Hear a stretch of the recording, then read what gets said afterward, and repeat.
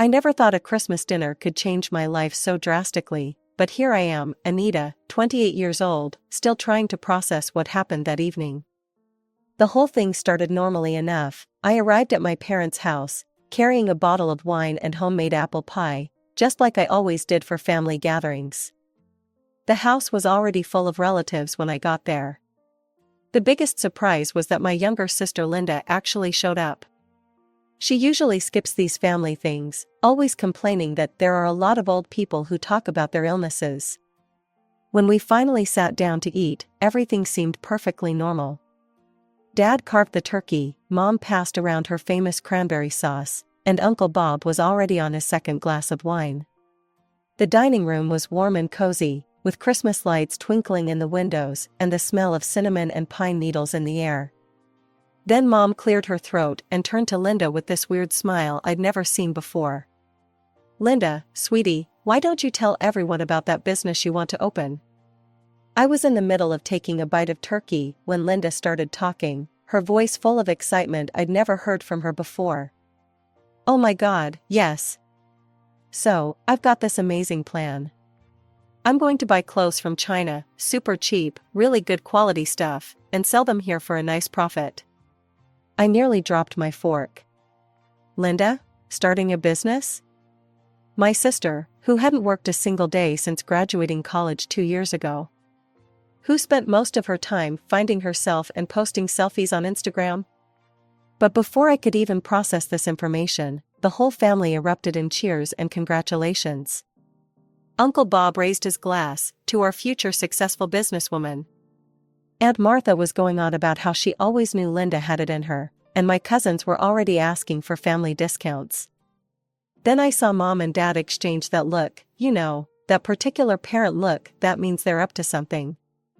I'd seen it many times growing up, usually right before they announced something that would somehow benefit Linda at my expense. "Anita," Mom said, her voice sickeningly sweet, "you'll help your sister start her business, won't you? You have those savings for your apartment." I literally choked on my mashed potatoes. "What? Why can't she get a business loan?" I spluttered, reaching for my water glass. "There are banks that specifically help new entrepreneurs. She just needs to show them her business plan." Suddenly, the whole family started talking at once. Uncle Bob was saying something about family duty, Aunt Martha was reminiscing about how her sister had once helped her, with a much smaller amount, I'm sure, and my cousins were nodding along like bobbleheads. "Think about it, honey," Mom chimed in, her voice rising above the others. "When Linda's business takes off, she'll pay you back with interest. You'll be able to buy the most luxurious apartment in the city." They kept at it for 15 solid minutes. Every time I tried to argue, someone else would jump in with another guilt trip or emotional manipulation. Finally, exhausted and overwhelmed, I gave in. "Fine," I said quietly, staring down at my now cold dinner. "I'll help Linda with the money." The cheers that erupted around the table made me feel sick to my stomach. As I watched Linda accepting congratulations with that smug smile of hers, I couldn't shake the feeling that I'd just made a terrible mistake. A week after that fateful Christmas dinner, I was sitting at my desk at work when my phone buzzed. It was a message from Linda. "Hey sis. Hope you haven't forgotten about your promise to help with my business. I've done all the calculations, and I need $30,000 to get started. When can you transfer it?" I stared at my phone screen for a good 5 minutes, my coffee growing cold beside me. $30,000? I had to be reading this wrong. $30,000? That's a huge amount, Linda. Why do you need so much? I typed back, my hands shaking slightly. The response came almost immediately. "I know what I'm doing, Anita. I've calculated everything super carefully. $10,000 for initial inventory, $5,000 for store deposit and first month's rent, $5,000 for renovations, $5,000 for marketing, and $5,000 for employee salaries for the first month. Plus some extra for unexpected expenses. Don't worry, I promise I'll pay you back everything within 6 months. You know me, I always keep my promises." With a heavy heart, I opened my banking app. I hit transfer, watching the numbers change on my screen. Just like that, 5 years of careful saving, of declining dinner invitations and shopping trips, of taking extra projects at work, gone in seconds. Done, I messaged Linda. The money's in your account. Oh my God, thank you, thank you, thank you. You're the best sister ever. I'll make you proud, I promise. I put my phone face down on my desk and leaned back in my chair, memories flooding back unbidden. Like the time in high school when I needed new track shoes for the team, but Mom and Dad said they couldn't afford them, only to buy Linda a brand new iPhone the very next week because she was feeling down. Or when I wanted to take piano lessons, but they said it was too expensive, yet somehow found the money for Linda's horseback riding classes 6 months later. It wasn't just our parents either. Uncle Bob always slipped Linda extra money at family gatherings, saying she reminded him of himself when he was young. Aunt Martha would send her birthday checks twice as large as mine, because Linda was still finding her way in life. Even our cousins seemed to gravitate toward her naturally, drawn in by her outgoing personality and endless stream of dramatic stories. No matter what Linda did, lie about breaking Mom's favorite vase, borrow money from Dad's wallet, skip school to go to parties, there was always someone ready to make excuses for her. She's just spirited, they'd say. Or, she's still young, she'll grow out of it. Or my personal favorite, at least she's honest about what she wants. For example, Jenny Martinez had been my best friend. She had this beautiful leather jacket her grandmother had given her for her birthday. Linda had been jealous because Jenny's jacket was cooler than hers. I still remember exactly how everything went down. One day during lunch break, I saw Linda sneaking around near Jenny's locker. I didn't think much of it at the time, I should have. The next morning, Jenny came to school crying. Her jacket was ruined, covered in permanent marker and what looked like nail polish. I knew immediately who had done it. I'd seen the same nail polish color on Linda's dresser the night before. But before Jenny could even report what happened, Linda burst into tears in the middle of the hallway, wailing about how Jenny was going to blame her for ruining the jacket, and how Jenny had been mean to her all year. It was all lies, but Linda had always been good at crying on command. Aunt Martha got involved first. She marched into the school, demanding to speak with the principal. My niece would never do such a thing, she insisted. This other girl is clearly trying to frame her. Then Uncle Bob joined in, then our cousins, and finally our parents. They all rallied around Linda like she was some kind of victim. I sat through countless family discussions where they talked about how that Martinez girl was obviously jealous of Linda, how she was probably upset that I was spending time with my sister instead of her. I tried to speak up once, to tell them I'd seen Linda near Jenny's locker, but Mom shut me down immediately. Anita, how could you even think your sister would do something like that? Family stands together. The whole thing spiraled out of control. Our relatives kept showing up at school, complaining to teachers, confronting Jenny's parents. They made such a fuss that eventually, Jenny's mom transferred her to another school. I lost my best friend, and Linda got away with it completely. She even had the nerve to smile at me when we heard Jenny was leaving. See, she'd whispered to me in the hallway. That's what happens to people who aren't nice to me. I never told anyone what Linda said to me that day. What was the point? Nobody would have believed me anyway. Linda was the baby of the family, the one who could do no wrong, the one everyone rushed to protect. Now, over 15 years later, I found myself hoping things would be different. Maybe Linda had grown up. Maybe this business venture would be the thing that finally made her take responsibility for her actions. Maybe she'd prove everyone right about her potential. The next few weeks flew by in a blur of deadlines and meetings. I was leading a major software implementation project at work, which kept me too busy to think much about Linda's business venture. One Sunday, I stopped by my parents' house for our usual family dinner.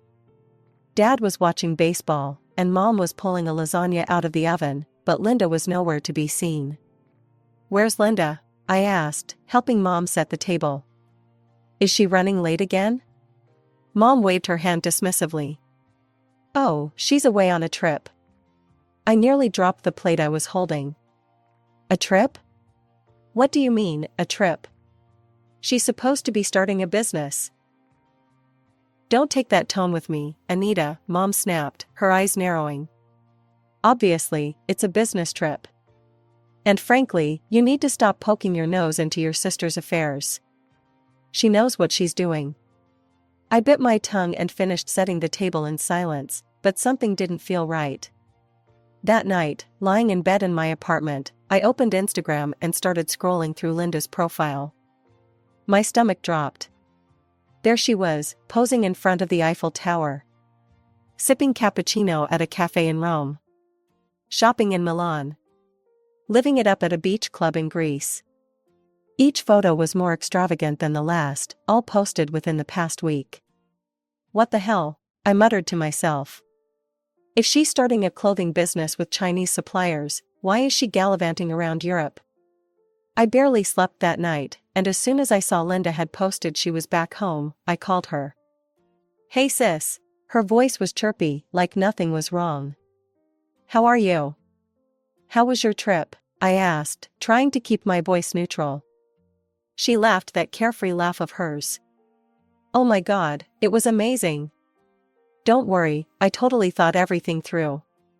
I actually met with this incredible clothing supplier in Europe. They're going to be perfect for the business. European suppliers? I couldn't keep the skepticism out of my voice anymore. I thought you were importing from China. That was your whole business plan. Plans change, Anita. You need to be flexible in business. Trust me, I know what I'm doing. Right, I took a deep breath. So, when can I see the store? You know, the one you said you'd already found? There was a pause, just a fraction of a second too long. Oh, give me a week to get everything set up. I'll show you then, I promise. Something in her voice made my skin crawl, but I forced myself to stay calm. Fine, 1 week. I want to see this store of yours. Of course, no problem at all. I'll text you the address. The address Linda sent me was in a small shopping center on the outskirts of town. When I pulled into the parking lot, I spotted my parents' car already there. Of course they were here. Linda never did anything without her cheerleading squad. The space was small, but admittedly well arranged. Racks of clothing lined the walls, a few mannequins wore trendy outfits, and there was even a cozy sitting area with a coffee machine in the corner. Everything looked perfect. Too perfect. Isn't it amazing? Linda twirled around the store. Look at these pieces I got from my supplier. She gestured to a rack of dresses. And over here will be the accessories section. Oh, and I'm thinking of putting a makeup counter right here. Mom wiped away what looked suspiciously like tears of joy. My baby, a real businesswoman. I always knew you had it in you, sweetheart.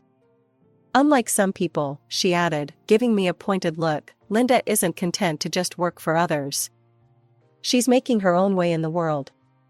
I bit my tongue so hard I could taste blood. $30,000 of my money had made this own way possible, but heaven forbid anyone acknowledge that. When are you opening? I asked, running my hand along a rack of sweaters. They were nice, really nice. Designer labels, quality fabric. Not exactly what I'd expected from a business plan that originally involved cheap Chinese imports. Oh, soon, Linda said vaguely, quickly steering the conversation to her plans for the store window display.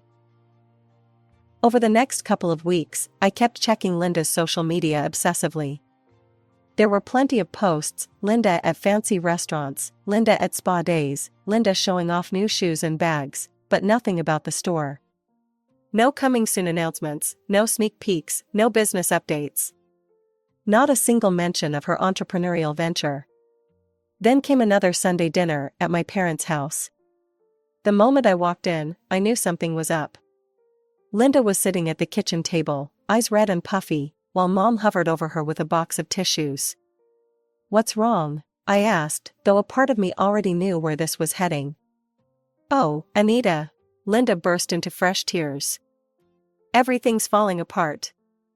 The supplier increased their prices, And the store needs renovations before we can open, and there are all these permits I didn't know about. I need another $20,000 or the whole business will fail before it even starts." I actually laughed. I couldn't help it. "You're kidding, right? Another 20,000? Anita," Mom gasped. "How can you be so cruel? Your sister is in crisis." "Crisis? She hasn't even opened the store yet. How about showing me some business records? Receipts? Anything?" "I can't believe you don't trust your own sister," Dad joined in, his voice heavy with disappointment. "After everything we've done for you." I looked around the kitchen, at my crying sister, my tearful mother, my disapproving father. This was a scene I'd witnessed 1,000 times growing up, and I knew exactly how it would end. With shaking hands, I pulled out my phone and opened my banking app. Another $20,000. Gone in seconds. More than half my savings now transferred to Linda's account. "Thank you, thank you, thank you." Linda's tears miraculously dried up as she hugged me. "You're the best sister ever. I promise you won't regret this." 2 weeks after I handed over the second installment of money, I was mindlessly scrolling through Instagram during my lunch break when I saw it. My hand froze mid-bite of my sandwich. There was Linda, posing in what looked like a doctor's office, her face showing obvious signs of recent plastic surgery. The caption beneath the photo read, "The best investment is an investment in your appearance. New me, transformation, self-love." My sandwich hit the desk. $50,000. $50,000 of my money, and there was my sister, fresh from what looked like a nose job and God knows what else, bragging about investments on social media. I scrolled frantically through her other recent posts. Designer shopping bags in Dubai. Sunset yoga in Bali. Cocktails in Singapore. My hands were shaking so badly I could barely hold my phone. I needed proof, real, solid proof that she had scammed me. Without it, I knew exactly how this would play out. Linda would cry, my parents would defend her, and I'd be painted as the jealous, unsupportive sister again. It took me 3 hours of research to find David Chen, a private investigator who specialized in financial fraud cases. His fee wasn't cheap, but I was way past caring about money at this point. "I need to know exactly what my sister did with $50,000 she claimed was for starting a business," I told him during our first meeting. "Every transaction, every trip, every purchase. Everything." Those were the longest 3 weeks of my life. I could barely sleep, barely eat. Every time my phone buzzed with a new social media notification from Linda, my stomach churned. Finally, David called me to his office. He had a thick folder waiting on his desk. "Your sister never intended to start a business," he said without preamble, opening the folder. "I've traced every dollar you transferred to her account. Would you like to see where your money went?" I nodded, and he began laying out documents one by one. Bank statements, credit card receipts, travel itineraries, medical bills. 20,000 went to cosmetic procedures, primarily nose reshaping and lip augmentation. Another 15,000 was spent on international travel. I've documented trips to 7 countries in the past 2 months. The remaining money went to shopping sprees, luxury hotels, and restaurant bills. I felt sick. And the store? The one she showed us? David pulled out a rental agreement. Rented for 1 day only, specifically the day she showed it to you. The clothing was also rented, by the way. Everything was returned the next day. He pushed the folder toward me. I've compiled everything into a comprehensive report. Bank records, rental agreements, medical bills, travel documentation, it's all here. Your sister perpetrated a deliberate fraud. I sat there for a long time, staring at the stack of evidence. $50,000. My dream of owning my own home. All gone so Linda could get a new nose and take selfies around the world. I could hear laughter from inside my parents' house as I walked up the driveway. Of course, it was Thursday afternoon, which meant the usual family tea gathering. Perfect. Let them all be here for this. The folder felt heavy in my hands as I pushed open the front door without knocking. They were all there in the living room, Aunt Martha with her usual gossip, Uncle Bob in his favorite armchair, my cousins scattered around with their phones, Mom serving tea, Dad reading his newspaper, and Linda, the center of attention as always, showing everyone something on her phone. "Linda," I said, my voice cutting through the chatter. "When are you planning to pay back my $50,000? The room went quiet. Linda looked up, flashing that sweet smile that had gotten her out of trouble so many times before. "Oh, Anita, you know I can't right now. All the money is tied up in the business. Taking it out would ruin everything I built. You understand, right?" "Built?" I laughed, but there was no humor in it. "You mean like that nose job you built? Or those trips to Europe, Dubai, and Bali you built?" Linda's smile faltered. Mom stepped forward, frowning. "Anita, what are you talking about?" I opened the folder and started laying out documents on the coffee table. "There is no business. Here's the receipt for your plastic surgery. Here are your travel bookings. Oh, and here's my personal favorite, the one-day rental agreement for that fake store you showed us." Aunt Martha gasped. Uncle Bob leaned forward in his chair. My cousins finally looked up from their phones. "Anita," Dad said slowly, "I'm sure there's been some misunderstanding. Linda's just taking her time to set things up properly. She spent my money on vacations and a new face." I was shouting now. "Look at the evidence. I hired a private investigator. It's all here." "You spied on your own sister?" Aunt Martha clutched her chest. "How could you do something so underhanded?" "Underhanded?" I spun to face her. "She stole $50,000 from me, and I'm the one who's underhanded?" "Fine. If none of you want to see the truth, I'll let a judge see it. I'm suing her for fraud." The room erupted. Linda started screaming that I couldn't do this to her. Uncle Bob was yelling about family loyalty. My cousins were all talking at once. Dad was demanding I sit down and be reasonable. "You can't sue," Mom said suddenly, her voice cutting through the chaos. She smiled, and I recognized that smile. It was the same one Linda used when she thought she had the upper hand. "You have no proof Linda borrowed that money. What are you going to tell the judge? That you gave your sister $50,000 as a gift and now you want it back? Your father and I certainly won't testify that it was a loan." For the first time since I walked in, I smiled. I pulled out my phone, opened my messaging app, and held it up. "You mean like these messages where Linda specifically asks to borrow money for her business? Where she promises, in writing, to pay me back within 6 months? Those kinds of messages?" Without another word, I gathered up my evidence and walked out, leaving the door open behind me. I could hear them all starting to shout again as I walked to my car, but I didn't look back. I'd expected the trial to be long and messy, but the evidence was too solid to dispute. But it was Mr. Rodriguez, the store owner, who delivered the final blow. Yes, she rented the space for one day, he testified. She said it was for a prank video she was making for her family. She brought in racks of clothes in the morning and took everything out that same night. I thought it was strange, but she paid well for the day. I watched Linda's face as he spoke. For once, she wasn't crying or playing the victim. She just sat there, staring at her perfectly manicured nails, as though this was all beneath her somehow. Mom and Dad tried their best to defend her. Mom took the stand and spun a tale about Linda's entrepreneurial spirit and how she just needed more time to get the business going.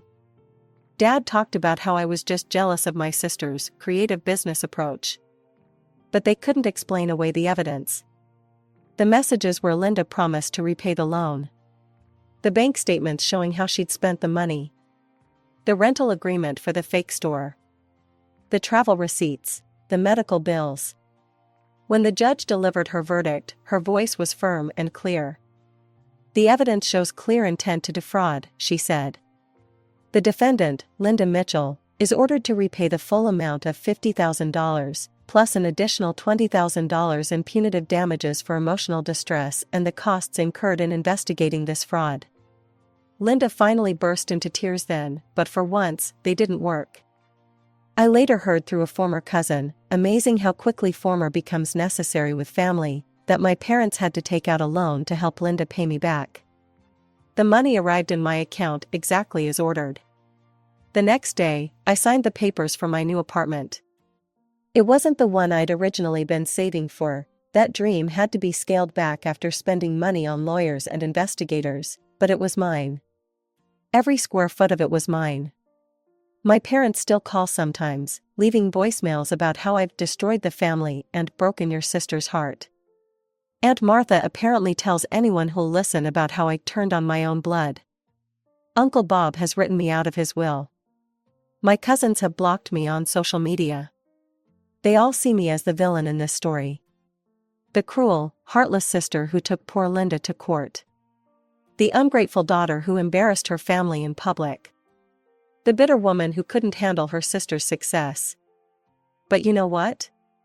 Standing in my new apartment, watching the sunset through windows I own, I couldn't care less what they think.